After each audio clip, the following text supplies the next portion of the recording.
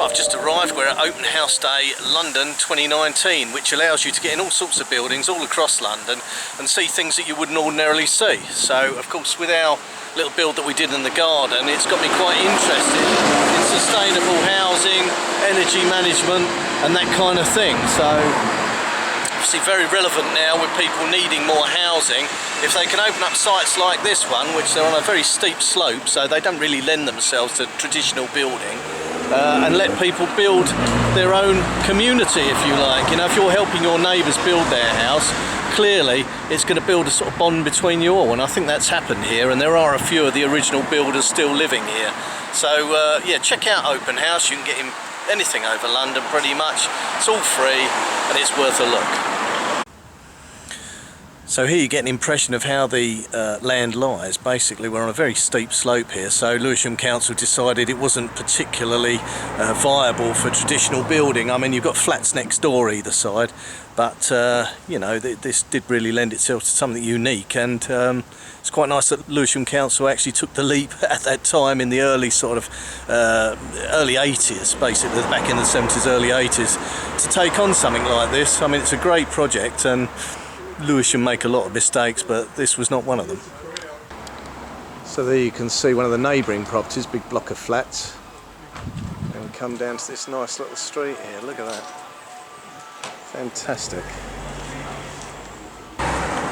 Now you can see, as all these panels are all the same, you could almost pre-make those off-site, and then they can slot in. Because it works on a grid system, you can add bits to the building and take them away. And the other added bonus of doing the building work like this is you can get the roof on really quickly, because you build all the framework, get the roof on, so it's ideal for British weather conditions, because you can work under a nice covered area then, and then you can produce all these panels, insulate them, and you've got yourself a watertight structure then in a very quick time. So Walter, in his own house, he produced a little house in the garden, and that was basically for when they were doing renovations on the main house. I think it was in Highgate where he did this, and then he got an unusual amount of interest from people saying, well, hold on, that took 2 weeks to build that thing, and it went up, you know, so quickly that people thought, right, well, why don't we have a go at this? So that's where the Segal method got born. Right, I've just found a house that you can see the construction method exposed, so I'll just show you down at the base and then how they've created the framework for the building. So if you look down there, right at the bottom there, I'll just zoom in so you can see it. Now there's the concrete pad that it all sits on, and then as you come up you can see it's just bolted through there. So obviously you need to do your calculations as far as the size of, you know, your wooden posts and your beams go, but that is quite simple there. So there's virtually no foundation, so you've got that 600 by 600 square of concrete, and then straight off that you're going all the way up, and obviously your floor timbers can be braced off that as well there, and then straight up to the roof. And most of these properties have a flat roof, and as you can see at the top there, they've got that kind of fibrous board, so you can just see it there. I'll get my finger out of the way. So it's a fibrous board, and then the membrane goes on top of that, or you might have a wooden decking on top of that and then the membrane. And I think a lot of these had sedum roofs on them. They're probably weighted down with some sort of stones or something like that, but it might be a neoprene layer or felt. You know, back in the 70s it probably been felt. But obviously if all these panels are readily available sizes, the building can go up quite quickly. So all you need to do is be able to drill a hole, cut a fairly straight line, you can build your own place. So there again you can see how the structure's made, and it's actually off the ground, so if you had any services that you wanted to get in later on, you've obviously got an access gap under the building that you could do that. And then you can see this structure here. So you've got the post there, the support beam, and then you've got this little fillet that holds this panel in. Now that feels, well, there you go, you can see what's in there, look. And that panel's dropped down slightly. So you've got like a, I think it's that early stuff, that sort of chips of wood with concrete dust mixed with them. So it's that same panel structure that we saw on the roof earlier. And then you've got this air gap up behind these boards. So these look like a cement board. Then you've got this air gap under there to allow the building to breathe. And there you can see how it's all held together. It's just literally a couple of rivets up there for some reason. But you can see the screw in the middle just holding those two panels together. So there's perfect scope to apply more modern building techniques to this and really seal it to passive house standards. And I think one of the other houses down here, they've attempted to do that and increase the insulation value. Now, I don't think there can be many places in London that you can see someone who's put a tree house bolted on the side of their property, but there you go. It's not an anything goes situation here, but how weird is that?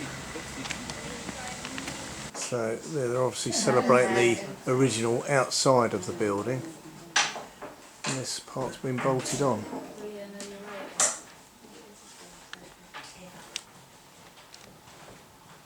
So they really have embraced the structure here, and it's all for the eye to see. Look at that.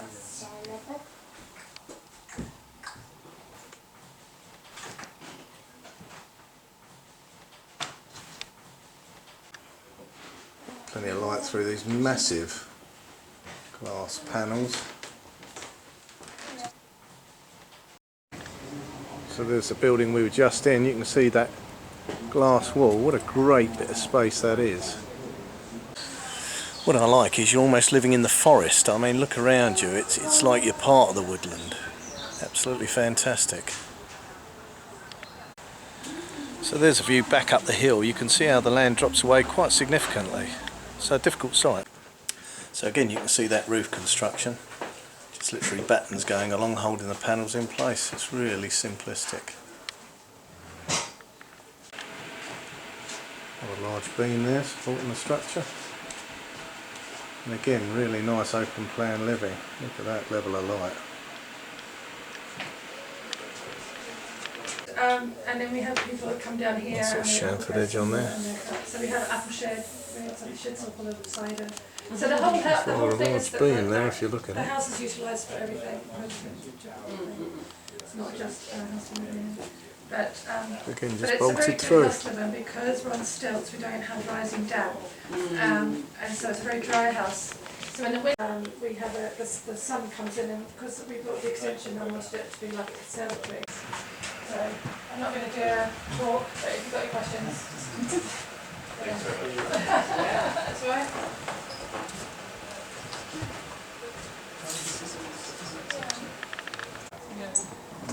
The ladies just set their little sunshades up there to try and prevent the sun striking the windows in the summer, just to keep the temperature nice. So just simple slats.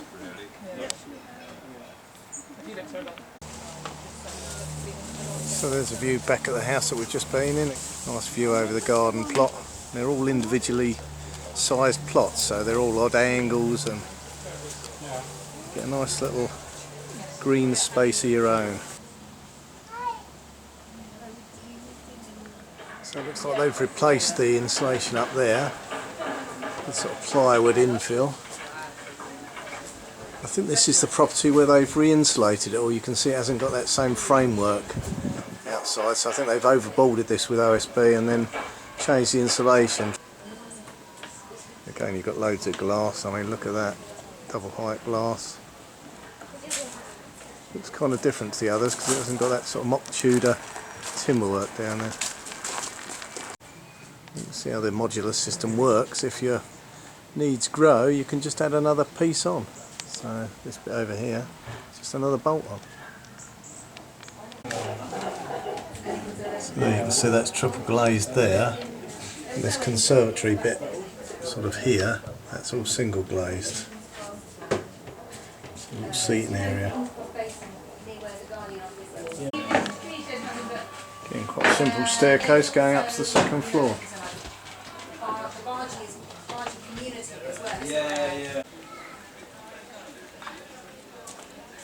So it's open pretty much all of the day, and they've certainly got plenty of visitors coming in at the moment.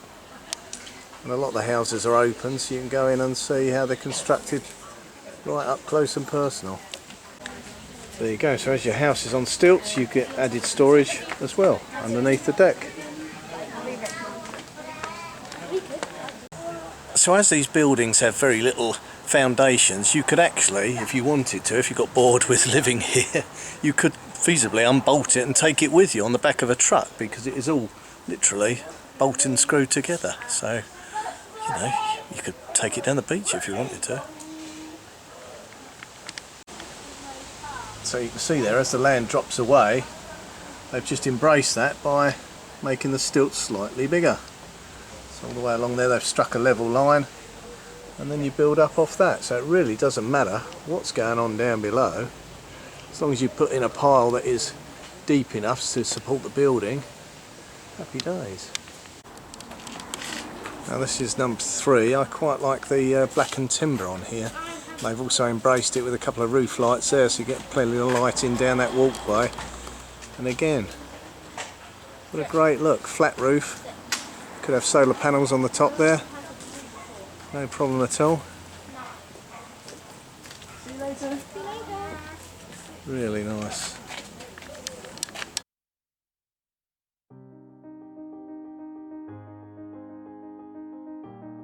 Our Walter Segal story really starts here, with the building of a temporary structure in the garden of his home in Highgate.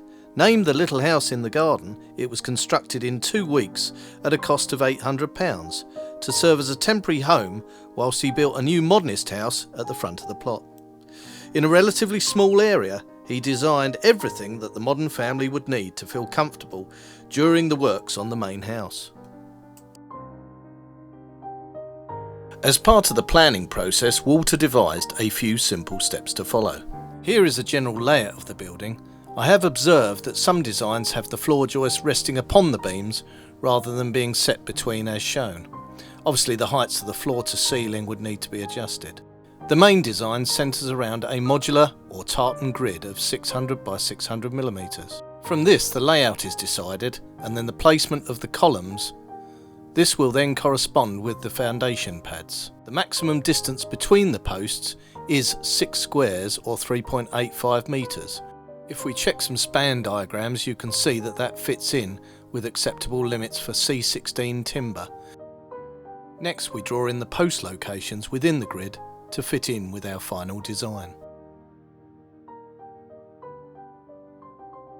From the initial diagrams, Walter produced elevation drawings, frame designs, joist layouts, roof plans and sectional diagrams.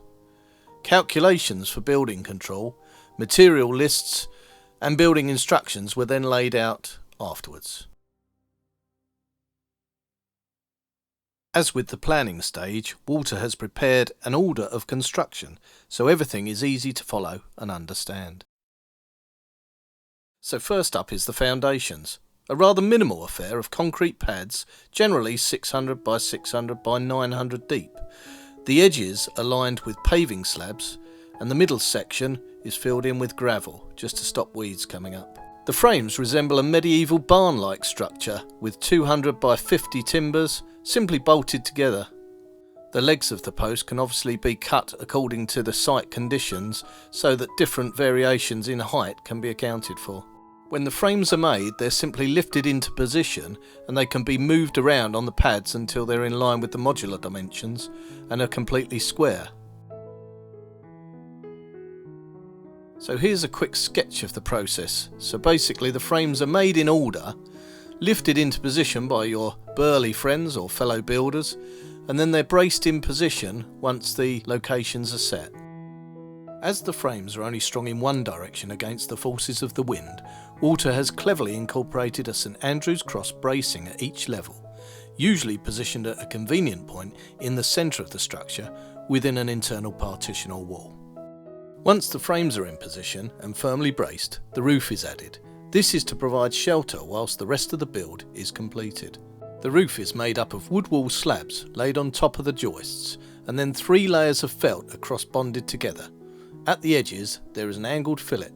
As you can see, the felt is free to expand and contract, simply held in by a wooden capping. The roof is then covered with a layer of shingle or sedum to weigh it down. Next, the floors are added to provide a solid platform for building the external walls. Tongue and groove boards are used just in case the structure is not weather tight. We've assumed that ready-made windows will be used, so once these are fitted, the building of the internal structure can begin. The internal walls are a sandwich of exterior board, wood wool insulation and an internal finish which could be plasterboard or some kind of waterproof layer if it is to be fitted in a bathroom. These are simply held in place with wooden battens bolted through inside to outside and form the unique look of these buildings. Next, the construction of the internal walls can begin. These follow the modular grid, and Walter had designed a catalogue of elements showing various junctions. Doors were usually 600 or 1200 wide to fit in with the modular grid layout. Here are a few examples of those typical elements covering external walls, windows, partitions and door openings. Everything was well planned and simply put together. Finally, the ceilings are constructed. These are simply 600 wide boards held in place with battens.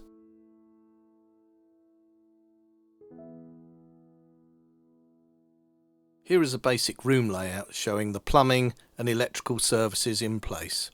The electrical sockets are usually placed on those bolt-through battens so that the wiring is easy.